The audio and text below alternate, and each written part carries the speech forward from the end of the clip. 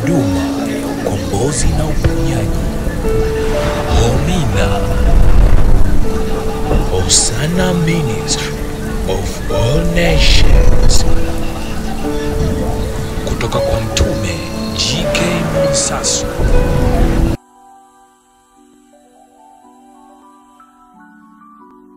Tunda la Roho.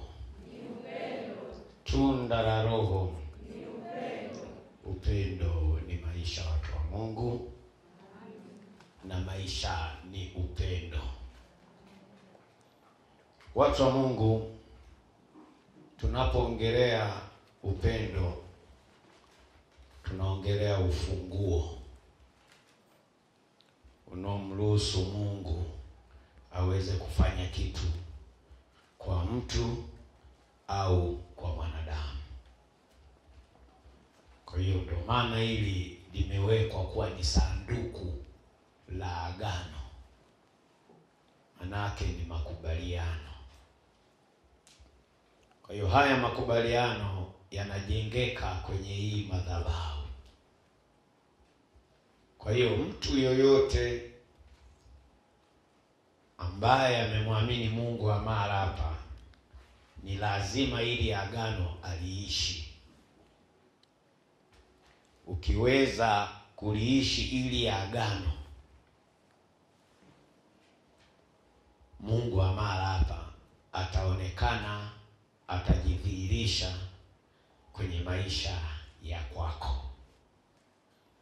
Kwa hiyo kumbe, cha msingi na la muhimu zaidi ni kulifanya ili agano lidumu ndani ya maisha yetu. Mungu wa urejeo aliyerejea miaka 1000 ambao tutatawala na kumiliki, anasimama katika mabadiliko na imani ya kiwango cha juu. Kwa hiyo unapobeba ili agano ambalo ndilo limesimama kwenye ukoo mpya, manake kunaonesha mabadiliko makubwa hasa ya tabia. Kwa sababu Yesu ambaye ni Kristo ni tabia. Kwa hiyo unaposema wewe ni wa Kristo kwenye ukoo mpya wa Mwansasu, ni lazima yaonekane na uonyeshe mabadiliko makubwa sana ya tabia. Kwa watu wa Mungu, tunaposema tumeaga, tumekuja kwenye ukoo mpya, manake ni mabadiliko mapya ndani ya Kristo.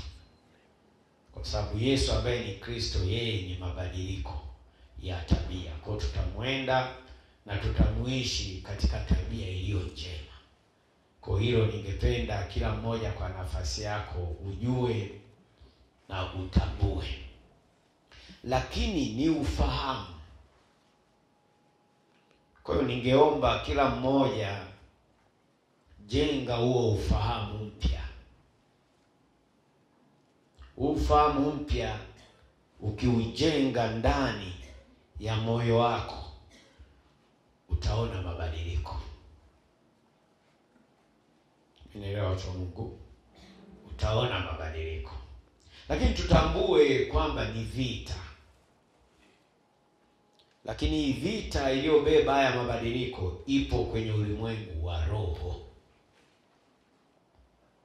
Ujumbe tulionao unasema hivi: siku ya kufanikiwa ufurahi.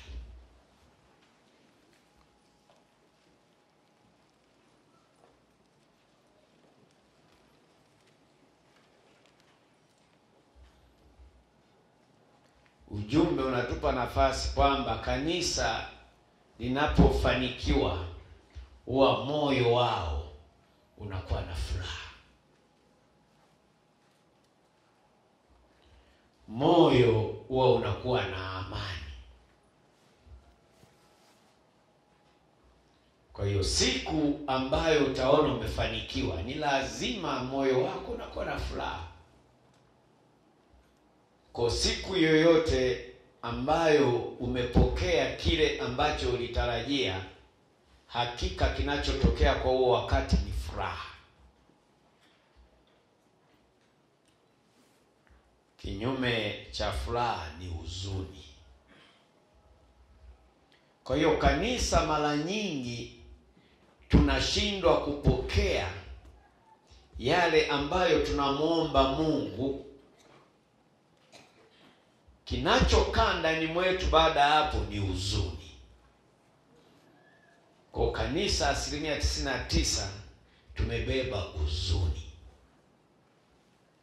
Na sehemu yote ndani ya mioyo ya kanisa ambapo huzuni imejenga, mara nyingi Mungu anakuwa hana nafasi ya kutokeza au kuonekana mara hapo. Neno la Mungu linasema, kwa kuwa Baba ampenda Mwana, naye umuonyesha yote ayatendayo mwenyewe huyo Baba. Hili ni neno la Mungu linasema, kwa kuwa Baba ampenda Mwana. Kwa hiyo kumbe tunajifunza, tukionyesha upendo kwake huyu Mungu atatuonyesha yaliyo mengi, atatupatia vilivyo vingi. Maana yake maombi yetu yatakuwa na majibu. Nini ufunguo wa maombi yetu? Ni upendo. Kwa tunajifunza watu wa Mungu hapa kwamba kumbe upendo tukionyesha inakuwa ni ufunguo ambao unaruhusu hitaji letu kujibiwa kwa huo wakati. Kwa kuwa Baba ampenda Mwana, naye humuonyesha yote ayatendayo mwenyewe Baba. Kwa watu wa Mungu, vitu vingi vimejificha, hatujibiwi kwa Mungu ni kwa sababu mioyo yetu haina upendo na Mungu. Tunaona hapa kumbe Mungu ana uwezo wa kumuonyesha Mwana ni kwa sababu anampenda. Ni kwa sababu upendo upo katikati. Hata kazi kubwa zaidi kuliko hizo atamuonyesha ili ninyi mpate kustaajabu.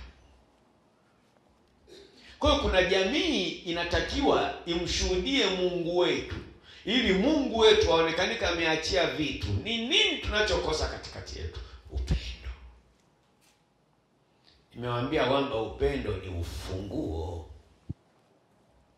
Unyenyekevu ni ufunguo. Uvumilivu ni ufunguo.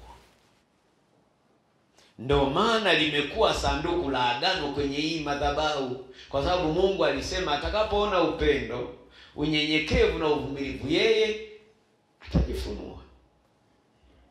Kwa hiyo kumbe katikati yetu hakuna matokeo, ni kwa sababu tumekosa hayo matunda matatu. Kila mmoja jitafakari. Kile ambacho kinakusumbua, kile ambacho ulitarajia Mungu akiachilie, kinashindwa kuonekana kwako, ni kwa sababu ndani mwako kuna madhaifu. Watu wa Mungu, shetani anatushambulia, tunaachilia malango, ni kwa sababu ya tabia. Kwa sababu ya tabia. Kwa kuwa Baba ampenda Mwana. Kumbe Mungu akikupenda na wewe ukionyesha upendo kwake, hata vile vya uvunguni ataviachilia.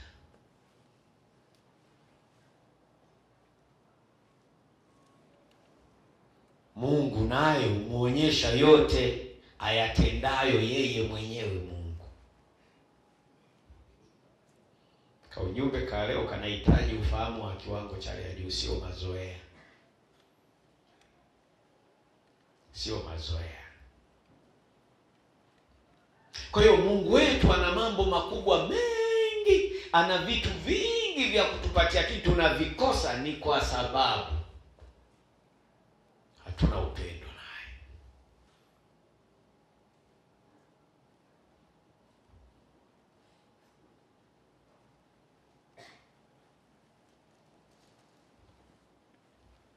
Kwa hiyo hali na hiyo tabia ya kukosa haya matunda matatu ndani ya mioyo yetu yanazuiliwa jamii au wa mataifa wasitushuhudie uokovu wetu. Yaani maisha yetu watu wa Mungu yanashindwa kubadilika, ni kwa sababu sisi wenyewe hatujawa tayari kubadilika, ndio maana yake.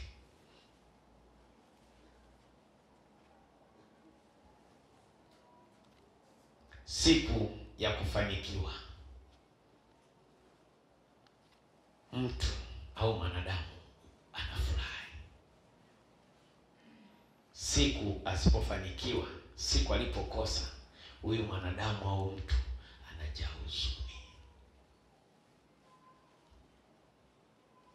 Watu wa Mungu, hii inamaanisha Mungu anapofanyia muujiza, basi uwe na roho ya shukrani. Unielewa? Manake kuna vitu sisi tunashindwa kuvipata, ni kwa sababu hatukuonyesha furaha mbele zake Mungu.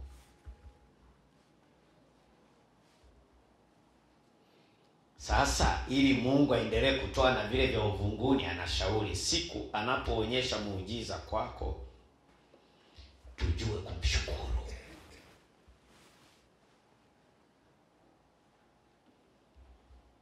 Kumbe ibada ya shukrani ambayo imekosekanika katikati ya kanisa ni kizuizi cha Mungu kujifunua katikati yetu. Kwa hiyo kwa leo ambacho tunatakiwa tukichukue ni kimoja tu, ili tufurahi, ili huzuni iondoke ndani mwetu. Hebu tujaribu kuwa na moyo wa shukrani.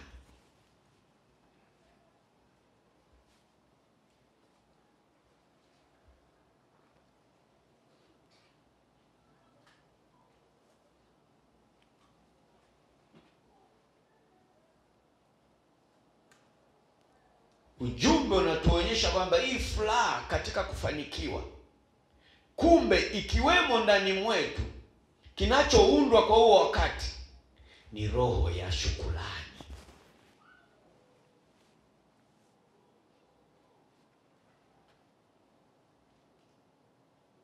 Ulize jirani yako, kwa huu mwezi wote umefanya ibada ngapi za shukrani kwa Mungu?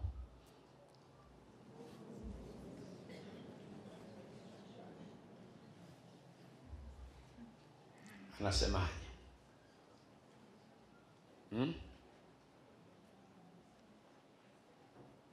Ndani ya kanisa kuna watu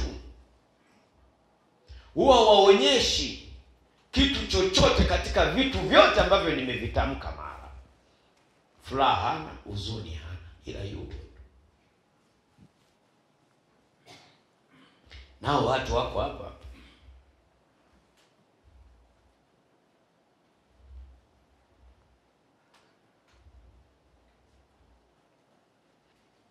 Hao watu manake wamejenga roho na tabia, hata Mungu akiwabariki, yani wanaona ni haki yao. Wapo hapa. Sasa na mtoto, yani baba anampa kitu anapokea, kwani ana shida? Si amenizaa. Hivi kama wewe unajisikiaje? Mzazi unajisikiaje? Kumbe ninaposema asante, moyo wangu unakuwa na amani na furaha. Kwa sababu sio hukumu ya kusema nadaiwa au nashutumiwa na mtu fulani. Kwa sababu ni tunda halisi ambalo Mungu analiachilia ili wewe uweze kupata zaidi. Kwa nini? Ukisema asante, manake yule aliyekupata kesho atakuwa na moyo. Turudi kwa watoto wetu, tuko hapa. Kuna kipindi watu tunatoa vitu kwa watoto. Si mnaona watoto wengine anapokea tu. Manake huyo mtoto nyumbani, baba na mama ndio maisha yao. Ni uongo, si tunafanyaga hapa. Leo nimehubiri na nimekumbusha, mtaona mwishoni mwa mwezi. Kwani hao watoto tunao hapa ni watoto wa kina nani? Manake watoto wetu tunawapandia mioyo ambayo si ya shukrani. Na ile mioyo ndio maana hatubarikiwi tena. Tunafunga malango.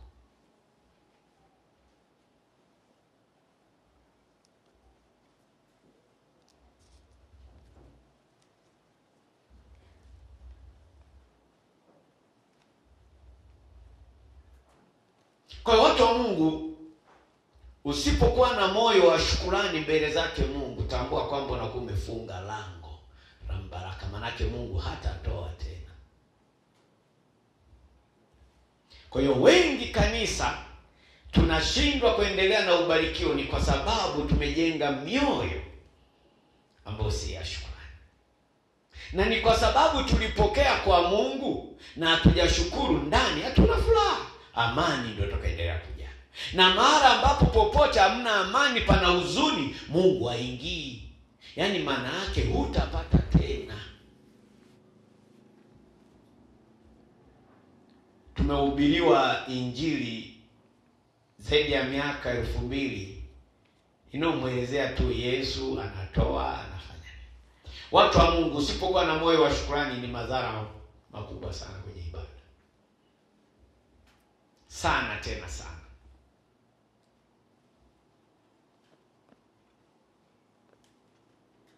Moyo wa furaha unatengenezwa na ili tunda la shukrani. Ukiweza kushukuru, hakika ndani mwako unakuwa na amani. Maana yake unapokea nini? Furaha. Kwa hiyo tufanye nini? Tujaribu sana kuwa na mioyo ya shukrani mbele zake Mungu. Mimi naangalia sana sadaka zinazotolewa hapa. Sadaka za shukrani kwa Mungu watu.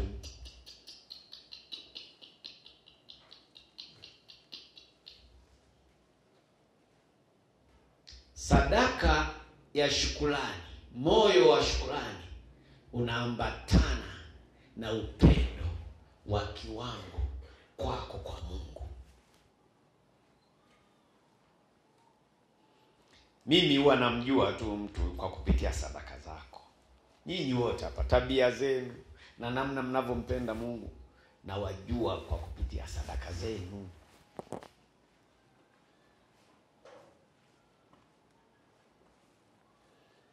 Kuna sadaka inayotolewa ni kwa sababu ni sheria. Kuna sadaka inayotolewa ni kwa sababu ni wajibu wa upendo kwake Mungu. Na hiyo sadaka yenye wajibu ya upendo kwake Mungu inaongozwa na Roho Mtakatifu. Lakini sadaka ya sheria ni ya kimwili, ni kwa sababu umefundishwa kuna sadaka. Kuna fungu la 10 na dhabihu. Kuna watu hapa ndo mnaishi hayo maisha. Unatoa sadaka ya fungu la 10 ni kwa sababu umefundishwa kuna fungu la 10 na dhabihu.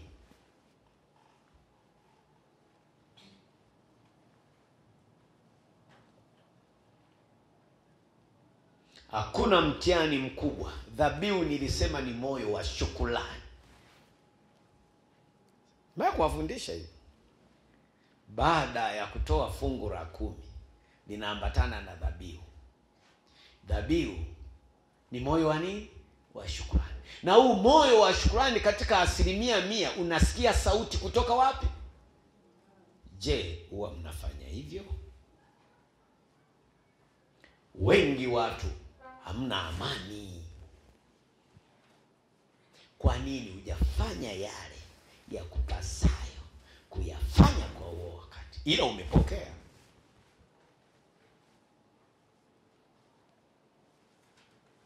Mimi mwenzenu napotoa fungu la 10, dhabihu lazima nisikie sauti. Sitoi dhabihu kwa sababu mtume alinifundisha kwamba dhabihu ni 2000, dhabihu ni 1000. Ni hizo biashara nishavuka. Kwa nini? Namtegemea Roho wa kweli wa Mungu aliyemfufua Kristo. Ndiye anenena na kutenda kazi. Asili yake ni kushukuru.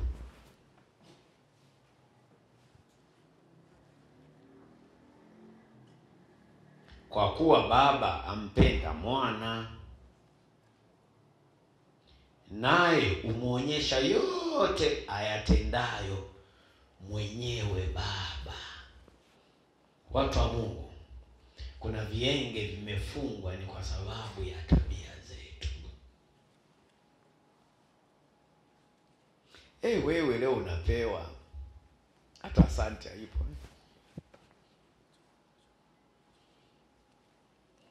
Mimi nawafundisha iliyo kweli.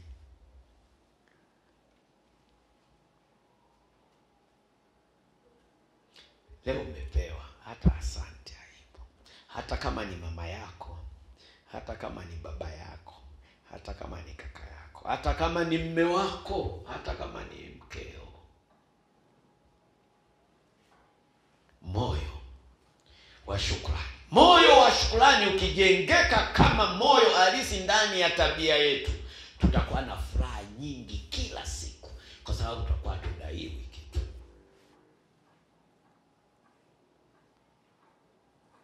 Moyo wa furaha ni dawa ya moyo wenye huzuni. Maana yake ukitaka huzuni aondoke ndani mwako, jenga moyo wa furaha, na moyo wa furaha unatokana na kutoa. Watu wa Mungu,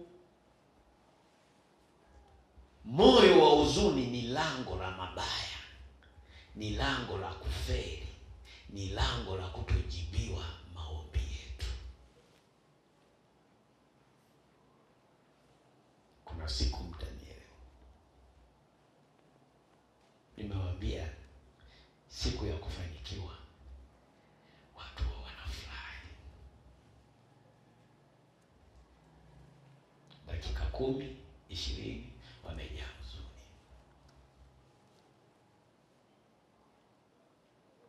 Mithali 15:3. Moyo wa shukrani. Mithali 15, neno linasema hivi, mstari wa 13. Mithali 15,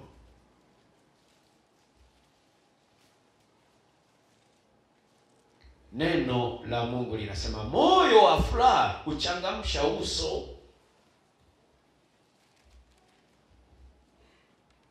Moyo wa furaha huchangamsha uso. Kwa nyuso nyingi hapa zina shida, ni kwa sababu ndani yumo huzuni.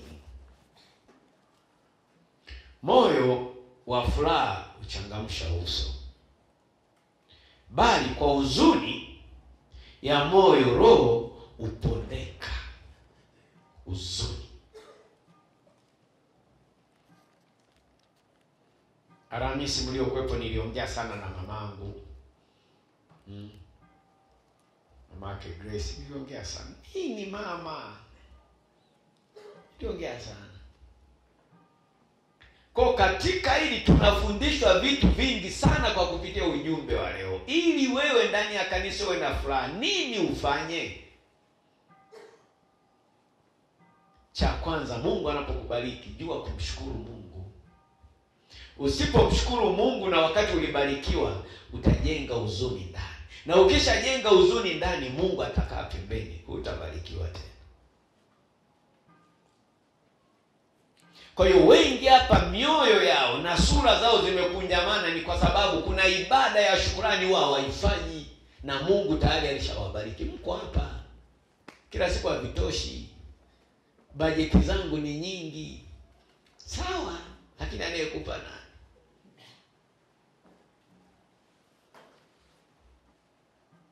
Moyo wa furaha huchangamsha uso. Manake kama umetembea kwenye kanuni na msingi halisi wa Mungu, Mungu amekubariki, umemshukuru, huzuni inatoka.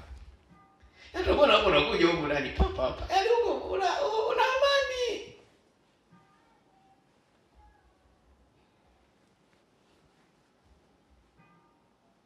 Moyo ukibeba kitu ambacho hakiko sawa, hata kuja tu mbele utaogopa.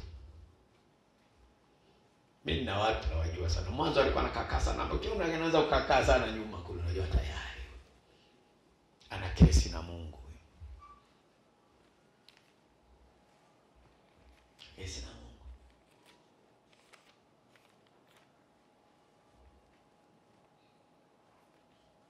Kosa.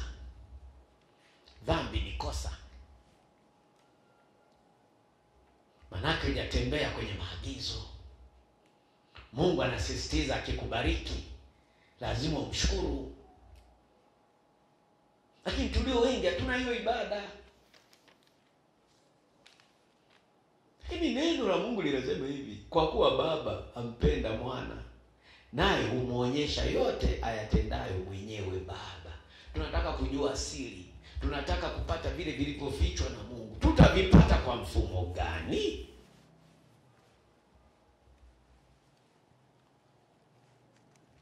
Kwa hiyo kanisa limejaa huzuni, ni kwa sababu lina dhambi, halitembei kwenye maagizo halisi na kanuni ya Roho Mtakatifu.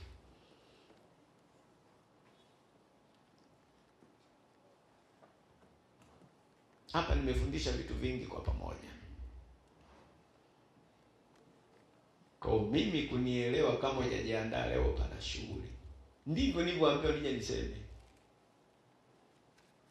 Kinyume cha fulani ni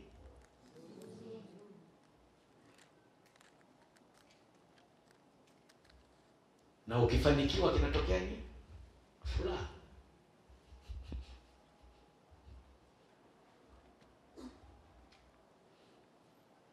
Kwa hiyo ili mioyo yetu au ili sura zetu zisikunjamane ziwe na furaha, ni lazima tuwe na mioyo ya shukrani.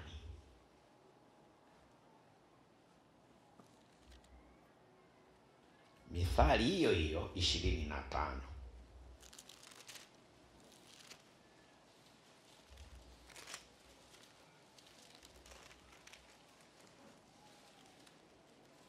Hiyo 25:20. Mithali 25:20.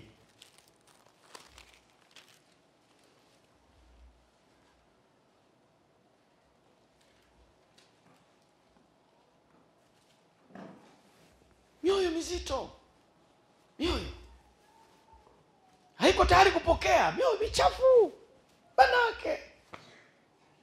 Najua ujumbe wa leo Mungu ametoa kwa kusudi. Anasema hivi: amwimbiaye nyimbo mtu mwenye moyo mzito ni kama yeye avuaye nguo wakati wa baridi. Msimeona tu ulivyoanza kuimba asubuhi, sekunde 3 mioyo haitaki kupokea hii. Mioyo inagoma kupokea hata uimbaji, sifa za Mungu, utukufu wa Mungu, ni kwa sababu haina mioyo ya shukrani. Hilo tusifichane. Huu ujumbe nimepewa kwa kusudi, ni ibada ya leo, sio wa kesho. Maana yake leo ndivyo ujue wenu ambao Mungu anawajua mmekuja kwa njia hii wote.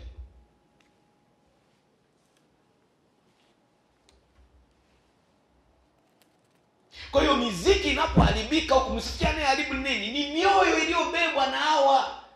Ni mioyo ambayo haina utayari kwa ajili ya Mungu kwa wakati, maana wamezidiwa hawa.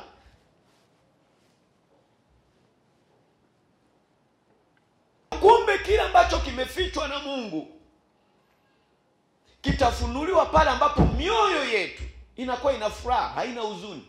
Mioyo yetu imebeba upendo, kwa sababu upendo ni ufunguo unaofungua lango la kumfanya Mungu aingie. Ndio maana tukitaka kubarikiwa ndani ya familia, kila siku anawahubiria tukatengeneze upendo, amani ikiwepo, Mungu anaingia.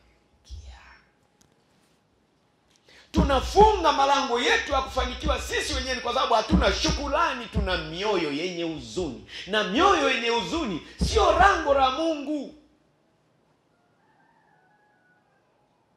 Moyo wenye furaha ni dawa ya moyo wenye huzuni.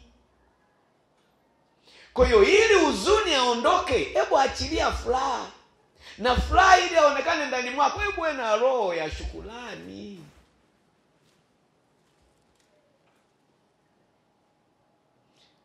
Narudia tena, mimi yule dadangu mimi alichukia. Unaweza kurudishwa hata kijijini kwa sababu sasa utakaa na mtu ambaye haoni umuhimu wa kwako na hangaikaji.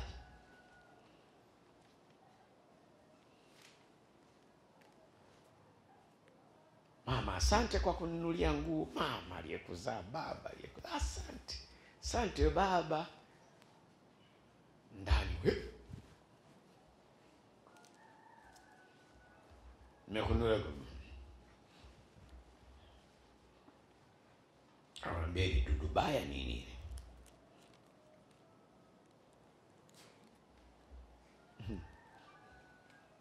amwimbiaye nyimbo mtu mwenye moyo mzito ni kama yeye avuaye nguo wakati wa baridi, ni kama siki juu ya magadi.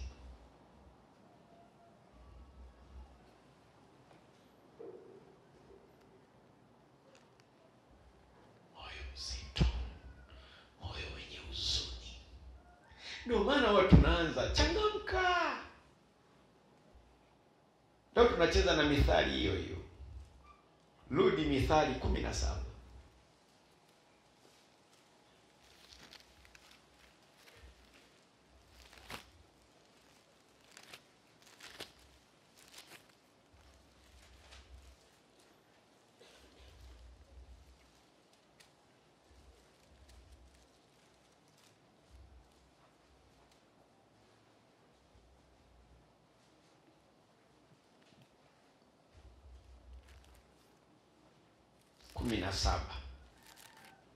Kumi na saba 22.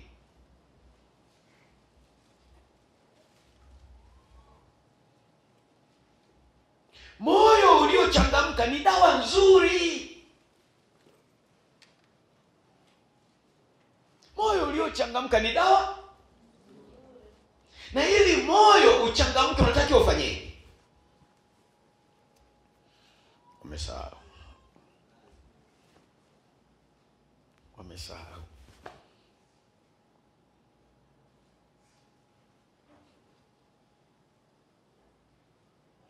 Unajua ukitenda kitu ambacho kiko tofauti na roho wa kweli, ndani kinachopokelewa ni huzuni, ni hofu. Manake furaha naondoka, hujatenda haki. Nimesema hivi, ukiwa na ibada ya kutoa shukrani, siku zote moyo wako utakuwa na nini?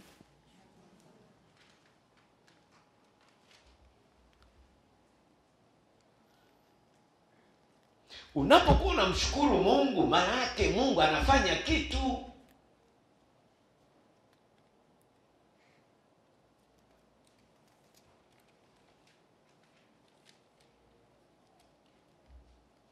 Moyo uliochangamka ni dawa nzuri, bali roho iliyopondeka uikausha mifupa. Kristo yeye ni roho iliyobeba shukrani, ni roho ambayo kila siku inabarikiwa. Mtu mwenye moyo wa ukaidi hatapata mema. Ndio ulijue, hatapata mema.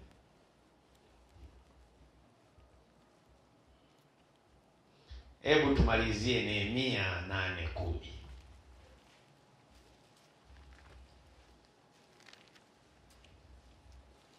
Nehemia 8:10. Hapo sasa mpaka wakampate Nehemia hawa. Umezoea tu Mathayo, Mwanzo. Hawejiulize kwa mara mwisho ulisoma lini hiki kitabu. Maarifa ya huyu lini?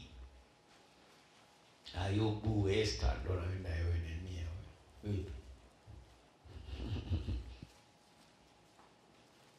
8:10.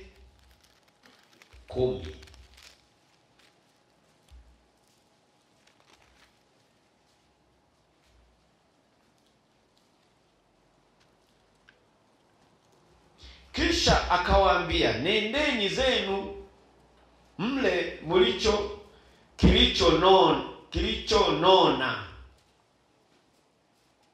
na kinywa kilicho kitamu, tena mpelekeeni sehemu yeye asiyekuwa na kitu, maana siku hii ni takatifu kwa Bwana wetu, wala msihuzunike, kwa kuwa furaha ya Bwana ni nguvu zenu.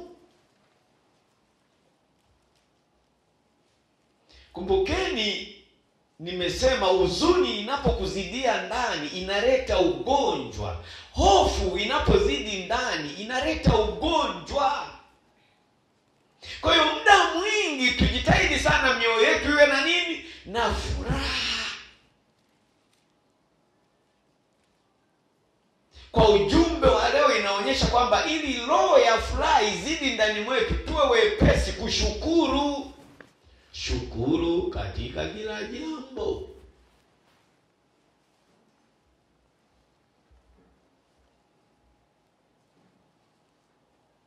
Kisha akamwambia, nendeni zenu mle kilichonona na kunywa kilicho kitamu. Kilichonona, enda buchani, unaanza kukatiwa nyama janona, roho inafanyaje huko? Inabadilika. Na ukipewa nyama ambayo janona, ndani kunafanyaje? Unakosa amani. Hivi yule mimi sitanunua tena kwake mimi yule.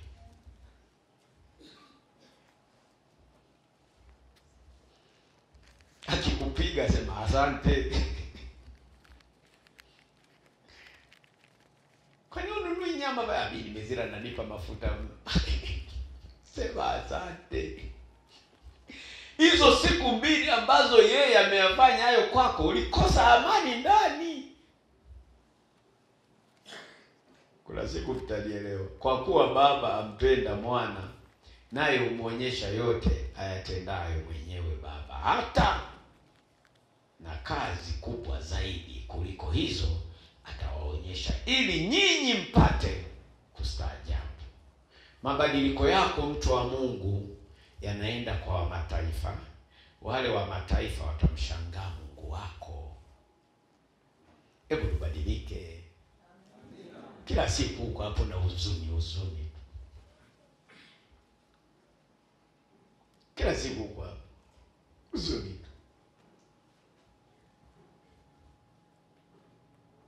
Kuna magonjwa yaondoki ndani kwa sababu jambo linataka kubadilika.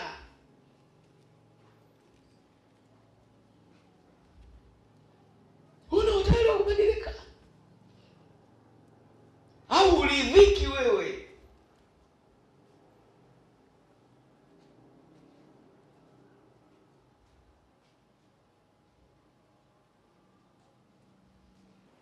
Cha msingi, watu wa Mungu, ili mioyo yetu ibebe furaha, ni lazima tuwe na mioyo ya shukrani.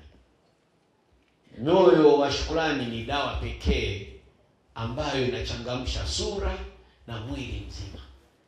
Kwa hiyo kwa ufupi, sura zetu hazina uchangamfu kwenye madhabahu ni kwa sababu zimebeba huzuni. Na hiyo huzuni ni kwa sababu hatuna mioyo ya shukrani. Hakuna ambaye hajatendewa kwenye madhabahu. Sasa na kulalamika, wengine ni tabia tu. Humpe usimpe ndo alivyo. Moyo wa furaha ni dawa, na moyo wenye huzuni ni lango la mabaya. Magonjwa yatajaa ndani mwako. Mwambie jirani yako, tengeneza moyo wa shukrani mbele zake Mungu. Mwambie tena. Amina, watu wa Mungu. Kwa kuwa Baba ampenda Mwana, naye ampendaye umuonyesha yote ayatendayo mwenyewe Mungu, hata na kazi kubwa zaidi kuliko hizo ataonyesha, ili nyinyi mpate kustaajabu. Tunataka mabadiliko ili wa mataifa wajue subira huyu sio yule aliolewa na mganga. Haleluya. Haleluya. Lakini subira ukiendelea hivyo utaonekana bado ni mke wa mganga. Wewe Yesu sio mganga huyo. Tunda la Roho. Tunda la Roho. Upendo ni maisha, na maisha ni upendo. Tusisahau upendo ni ufunguo unaofungua malango yote yanayomfanya Mungu aachilie furaha ndani mwetu. Mwambie jirani yako, shika neno. Mwambie tena, ukalitende